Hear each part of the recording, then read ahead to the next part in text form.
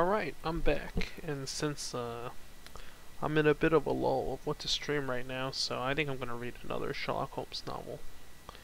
This is The Sign of Four, or it was originally titled The Sign of the Four. This novel, not that important. In fact, it might have been better for the continuity if it hadn't been written, but hey, what can you do? Alright, Chapter 1, The Science of Deduction. Sherlock Holmes took his bottle from the corner of the mantelpiece, and his hypodermic syringe from its neat morocco case. With his long, white, nervous fingers, he adjusted the delicate needle and rolled back his left shirt cuff. For some little time, his eyes rested thoughtfully upon the sinewy forearm and wrist all dotted and scarred with innumerable puncture marks. Finally, he thrust the sharp point home, pressed down the tiny piston, and sank back into the velvet-lined armchair with a long sigh of satisfaction. 3 times a day for many months I had witnessed his performance, but custom had not reconciled my mind to it. On the contrary, from day to day I had become more irritable at the sight, and my conscience swelled nightly within me at the thought that I had lacked the courage to protest. Again and again I had registered a vow that I should deliver my soul upon the subject. But there was that in the cool, nonchalant air of my companion, which made him the last man with whom one would care to take anything approaching to a liberty. His great powers, his masterly manner, and the experience which I had had of his many extraordinary qualities, all made me diffident and backward in crossing him. Yet upon that afternoon, whether it was the bune which I had taken with my lunch, or the additional exasperation produced by the extreme deliberation of his manner, I suddenly felt I could hold out no longer. "Which is it today?" I asked. "Morphine or cocaine?" He raised his eyes languidly from the old black-letter volume which he had opened. "It is cocaine," he said. 7% solution. Would you care to try it?" "No, indeed," I answered, brusquely. "My constitution has not got over the Afghan campaign yet. I cannot afford to throw any extra strain upon it." He smiled at my vehemence. "Perhaps you are right, Watson," he said. "I suppose that its influence is physically a bad one. I find it, however, so transcendently stimulating and clarifying to the mind that its secondary action is a matter of small moment. But consider," I said, earnestly. "Count the cost. Your brain may, as you say, be roused and excited, but it is a pathological and morbid process, which involves increased tissue change and may at last leave a permanent weakness. You know, too, when a black reaction comes upon you. Surely the game is hardly worth the candle. Why should you, for a mere passing pleasure, risk the loss of those great powers with which you have been endowed? Remember that I speak not only as one comrade to another, but as a medical man to one for whose constitution he is to some extent answerable." He did not seem offended. On the contrary, he put his fingertips together and leaned his elbows on the arms of his chair, like one who has relish for conversation. "My mind," he says, "rebels at stagnation. Give me problems, give me work, give me the most abstruse cryptogram or the most intricate analysis, and I am in my own proper atmosphere. I can dispense then with artificial stimulants, but I abhor the dull routine of existence. I crave for mental exaltation. That is why I have chosen my own particular profession, or rather created it, for I am the only one in the world." "The only unofficial detective?" I said, raising my eyebrows. "The only unofficial consulting detective," he answered. "I am the last and highest court of appeal in detection. When Gregson or Lestrade or Athelney Jones are out of their depth, which, by the way, is their normal state, the matter is laid before me. I examine the data, as an expert, and pronounce a specialist's opinion. I claim no credit in such cases, my name figures in no newspaper.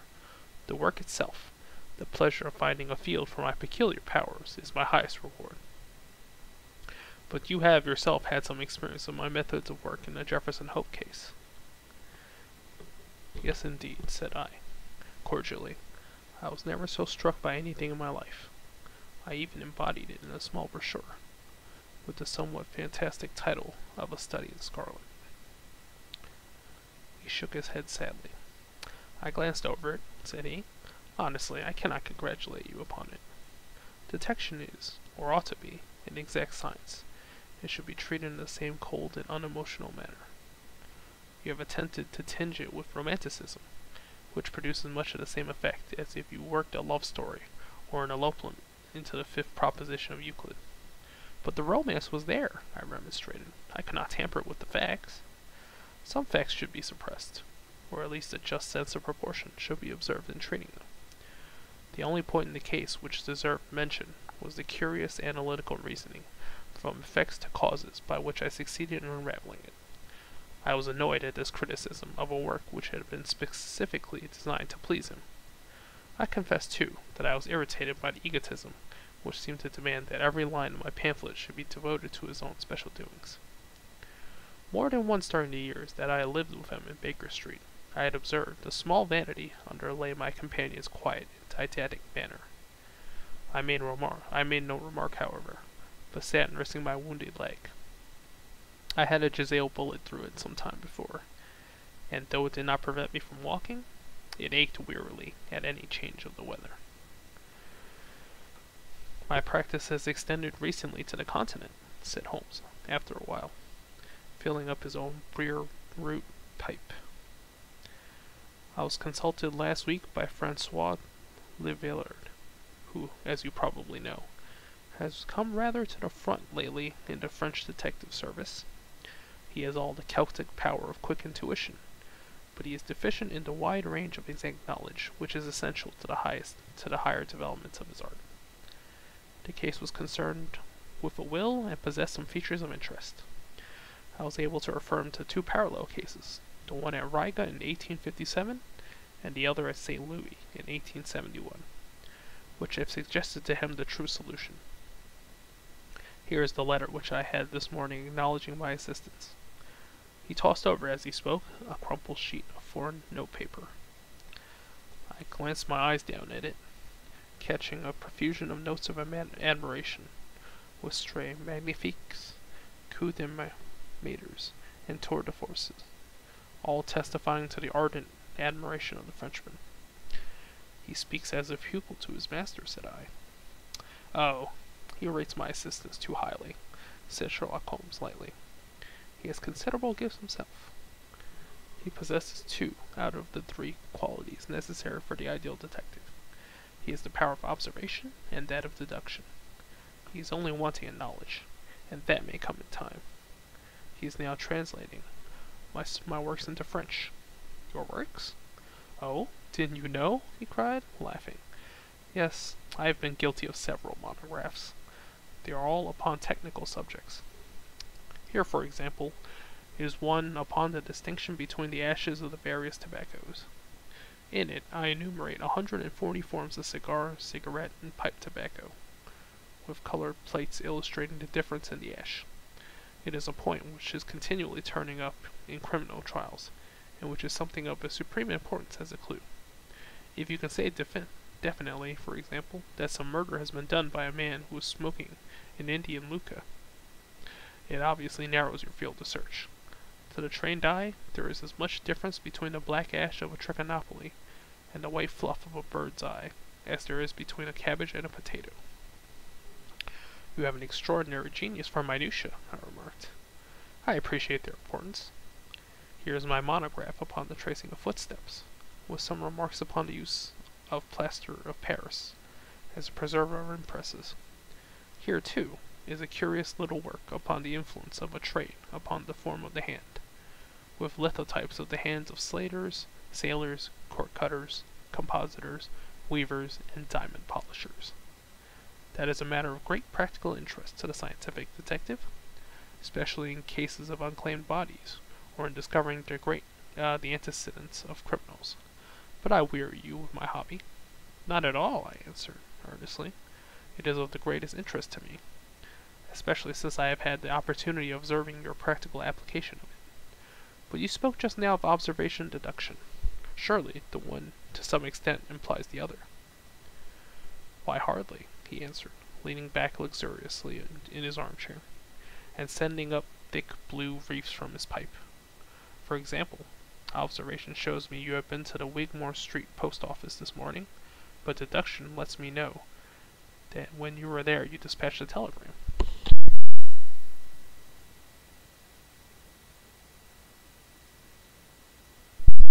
Said I, right on both points. But I confess I don't see how you arrived at it. It was a sudden impulse upon my part, and I have mentioned it to no one. It is simplicity itself, he remarked, chuckling at my surprise. So absurdly simple that an explanation is superfluous. And yet it may serve to define the limits of observation of deduction. Observation tells me that you have a little reddish mold adhering to your instep. Just opposite the Seymour Street office they have taken up the pavement and thrown up some earth, which lies in such a way that it is difficult to avoid treading it in entering. The earth is of this particular reddish tint which is found, as far as I know, nowhere else in the neighborhood.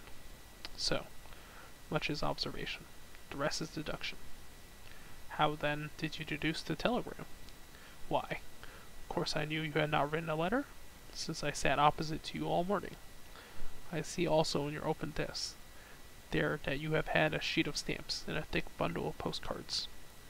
What could you go into the post office for, then, but to send a wire? Eliminate all other factors, and the one which remains must be the truth. In this case it certainly is so, I replied after a little thought. The thing, however, is, as you say, of the simplest. Would you think me impertinent if I were to put your theories to a more severe test? On the contrary, he answered, it will prevent me from taking a second dose of cocaine. I should be delighted to look into any problem which you may submit to me.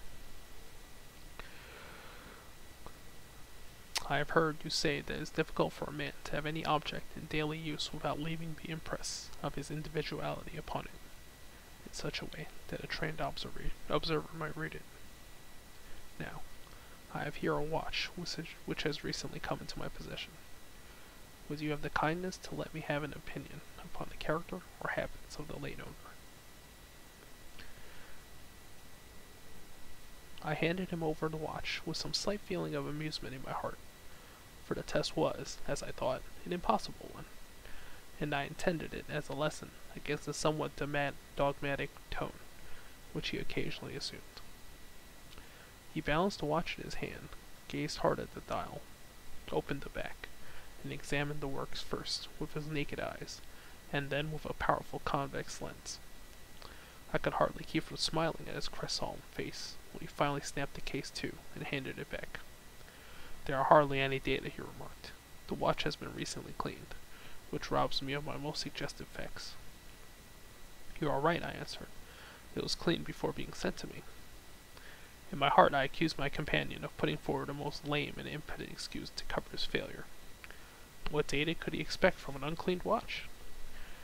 Though unsatisfactory, my research has not been entirely barren, he observed, staring up at the ceiling with dreamy, lackluster eyes.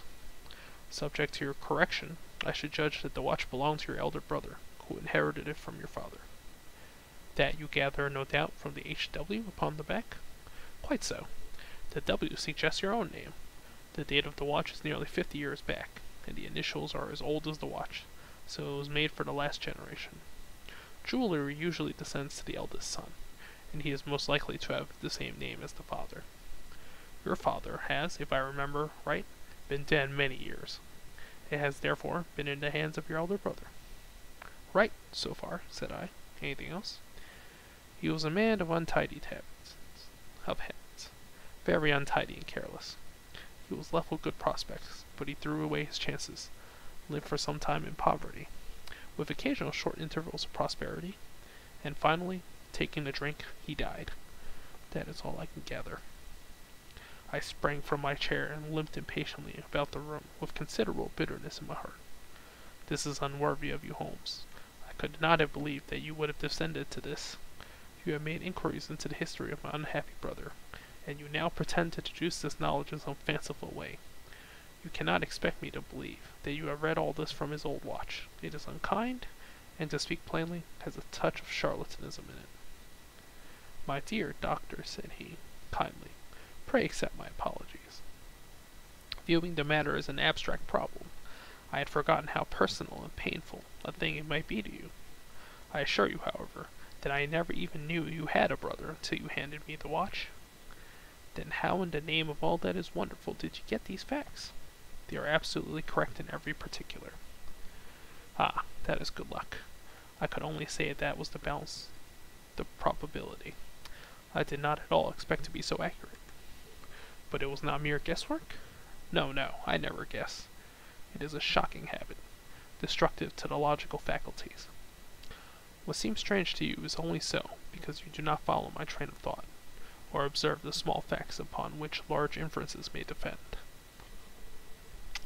For example, I began by stating that your brother was careless. When you observe the lower part of that watch case, you notice that it is not only dinted in 2 places, but it is cut and marked all over from the habit of keeping other hard objects, such as coins or keys, in the same pocket. Surely it is no great feat to assume that a man who treats a 50-guinea watch so cavalierly must be a careless man. Neither is it a very far-fetched inference that a man who inherits one article of such value is pretty well provided for in other respects. I nodded, to show that I followed his reasoning. It is very customary for pawnbrokers in England, when they take a watch, to scratch the number of the ticket with a pinpoint upon the inside of the case. It is more handy than a label, as there is no risk of the number being lost or transposed. There are no less than 4 such numbers visible to my lens on the inside of this case. Inference, that your brother was often at low water. Second inference, that he had occasional bursts of prosperity, or he could not have redeemed the pledge. Finally, I ask you to look at the inner plate, which contains the keyhole. Look at the thousands of scratches all round the hole, marks where the key has slipped. What sober man's key could have scored those grooves? But you will never see a drunkard's watch without them. He winds it at night, and he leaves these traces of his unsteady hand. Where is the mystery in all this? It is as clear as daylight, I answered. I regret the injustice which I did you. I should have had more faith in your marvelous faculty. May I ask whether you have any professional inquiry on foot at present? None. Hence the cocaine. I cannot live without brain work. What else is there to live for? Stand at the window here. Was ever such a dreary, dismal, unprofitable world? See how the yellow fog swirls down the street and drifts across the dun-colored houses. What could be more hopelessly prosaic and material? What is the use of having powers, doctor, when one has no field upon which to exert them? Crime is commonplace. Existence is commonplace, and no qualities save those which are commonplace have any function upon earth. I had opened my mouth to reply to this tirade, when, with a crisp knock, our landlady entered, bearing a card upon a brass salver. "A young lady for you, sir," she said, addressing my companion. "Miss Mary Morstan," he read. I have no recollection of the name. Ask the young lady to step up, Mrs. Hudson. Don't go, doctor. I should prefer that you remain. End of chapter 1.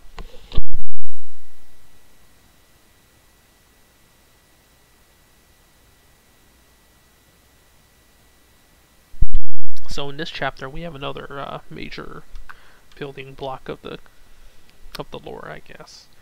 That Sherlock Holmes is a cocaine addict, right? He uses it to stimulate his mind when he has no cases, and he does eventually break free from the habit, but that's a later thing.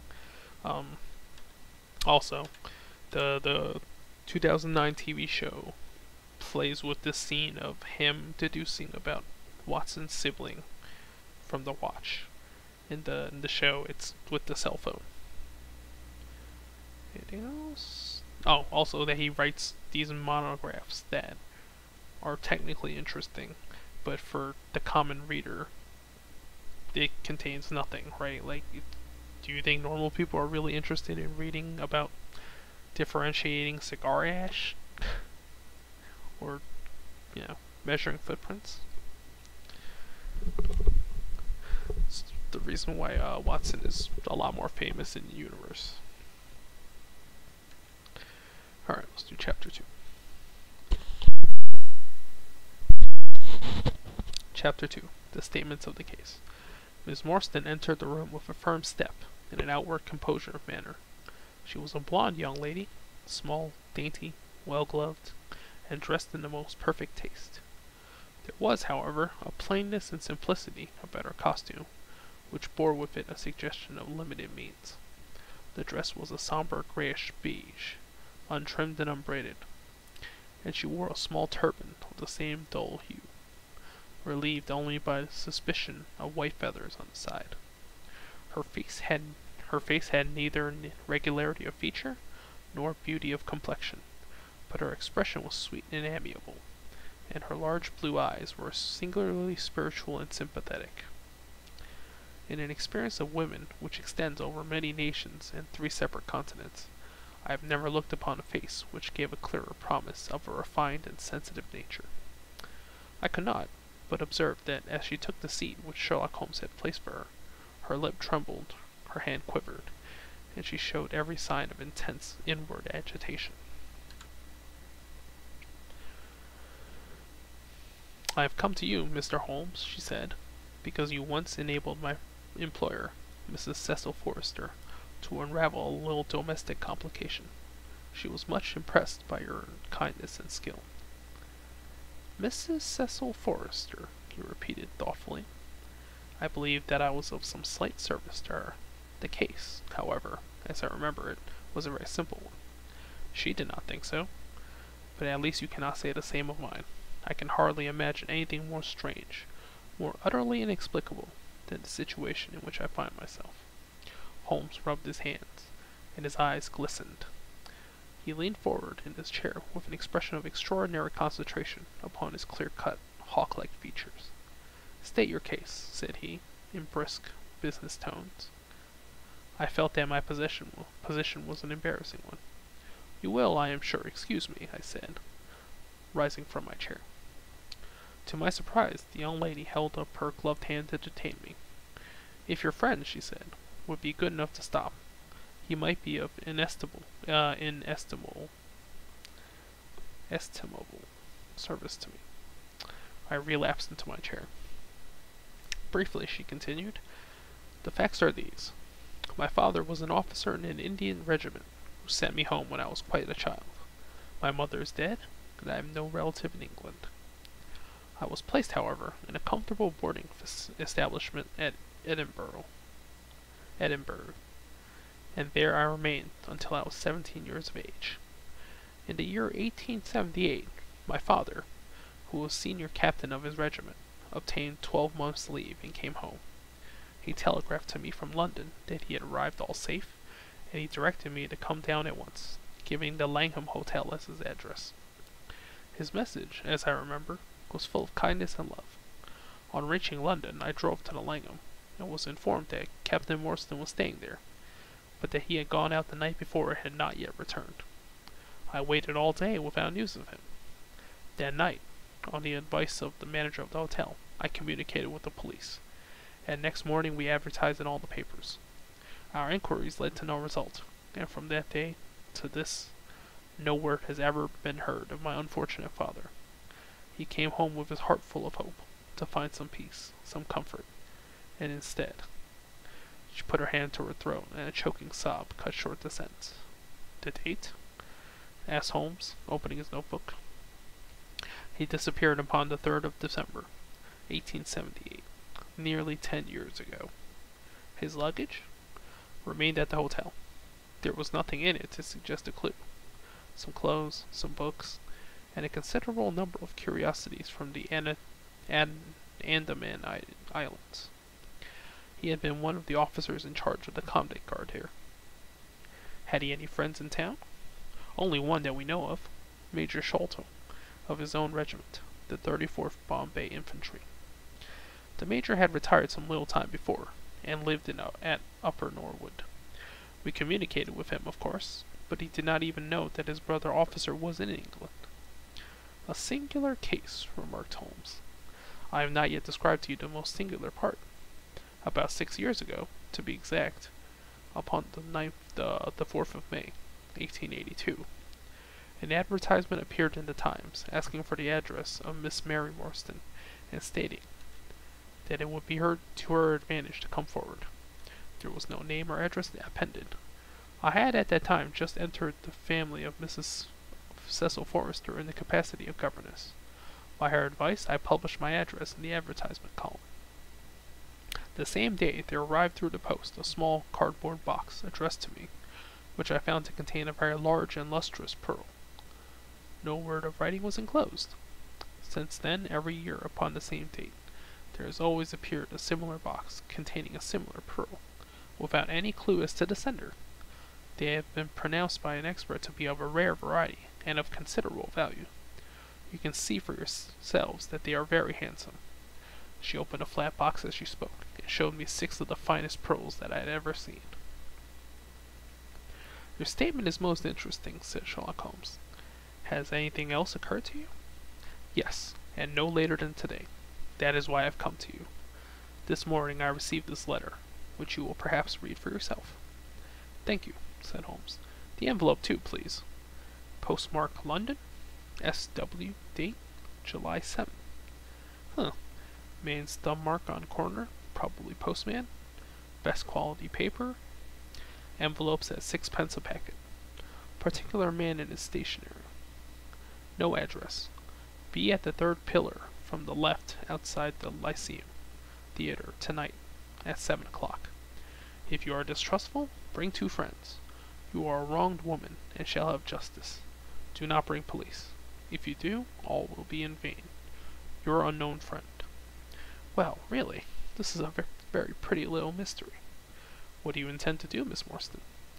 That is exactly what I want to ask you. Then we shall most certainly go.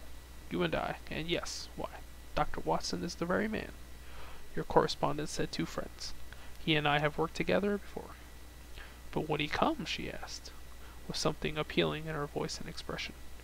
I should be proud and happy, said I, fervently, if I can be of any service. You are both most kind, she answered. I have led a retired life, and have no friends whom I can appeal to. If I am here at 6, it will do, I suppose? You must not be later, said Holmes. There is one other point, however. Is his handwriting the same as that upon the pearl box addresses? I have them here, she answered, producing 6 pieces of paper. You are certainly a model client. You have the correct intuition. Let us see now. He spreads out the papers upon the table, gave little darting glances from one to the other. They are in disguised hands, except the letter, he said presently, but there can be no question as to the authorship. See how the irrepressible Greek E will break out, and see the twirl of the final S. They are undoubtedly by the same person. I should not like to suggest false hopes, Miss Morstan, but is there any resemblance between this hand and that of your father? Nothing could be more unlike. Ah, I expected to hear you say so. We shall look out for you, then, at 6. Pray allow me to keep the papers. I may look into the matter before then. It is only 3:30. Au revoir. Au revoir, said our visitor, and with a bright, kindly glance from one to the other of us, she replaced her pearl box in her bosom and hurried away. Standing at the window, I watched her walking briskly down the street, until the gray turban and white feather were but a speck in the somber crowd. What a very attractive woman, I exclaimed, turning to my companion. He had lit his pipe again, and was leaning back with drooping eyelids. Is she? He said languidly. I did not observe. You really are an automaton, a calculating machine, I cried. There is something positively inhuman about you at times. He smiled gently. It is of the first importance, he said, not to allow your judgment to be biased by personal qualities. A client to me is a mere unit, a factor in a problem. The emotional qualities are antagonistic to clear reasoning. I assure you that the most winning woman I ever knew was hanged for poisoning 3 little children for their insurance money, and the most repellent man of my acquaintance is a philanthropist who has spent nearly $250,000 upon the London poor. In this case, however, I never make exceptions. An exception disproves the rule. Have you ever had the occasion to study character in handwriting? What do you make of this fellow's scribbles? It is legible and regular, I answered. A man of business habits and some force of character. Holmes shook his head. Look at his long letters, he said. They hardly rise above the common herd. That D might be an A, and that I and E. Men of character always differentiate their long letters, however illegibly they may write. There is vacillation in his K's and self-esteem in his capitals. I am going out now. I have some few references to make. Let me recommend this book, one of the most remarkable ever penned. It is Winwood Reade's Martyrdom of Man. I shall be back in an hour. I sat in the window with the volume in my hand, but my thoughts were far from the daring speculations of the writer. My mind ran upon our late visitor, her smiles, the deep, rich tones of her voice, the strange mystery which overhung her life. If she were 17 at the time of her father's disappearance, she must be 27 now, a sweet age, when youth has lost its self-consciousness and become a little sobered by experience. So I sat and mused until such dangerous thoughts came into my head that I hurried away to my desk and plunged furiously into the latest treatise upon pathology.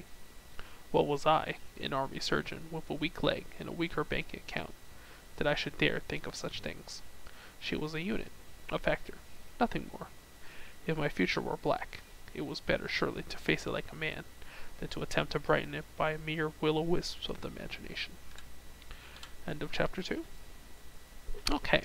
Is there anything else interesting here? Well, Mary Morstan. Well, people who know the thing knows how important this lady will be later. Or how confusing it will be. Is there anything else? Oh, the handwriting thing. I don't know. Can you really get an insight into someone's personality through their writing? This is something I might dispute. Not sure that's scientific enough, but you know, this is at the turn of the century, and she wore something interesting. She did wear a turban, which I don't know if that was the popular fashion for ladies then. You do still see it sometimes though about people from India. That it carries on to this day. British people who, well, keep in mind this is the 1900s, so that demographic is probably dying out at this point. I don't think there's anything else of interest in this. In the first one, I mean, yeah, this he makes a remark about his Sherlock's arrogance, right, and his vanity, because his the writing that Watson read was not entirely dedicated to logic and Holmes's own doing. Well, it depends, right? Because he was writing a story, and the story has the romanticism in it. You can't just turn it into a math problem. He makes fun of it, saying that if you just, you know, you're trying to put a love story into a math book. That's pretty much it. We'll see how this goes. I don't know what I'm going to stream next. Probably Until Dawn. All right. Thanks for listening. Until next time.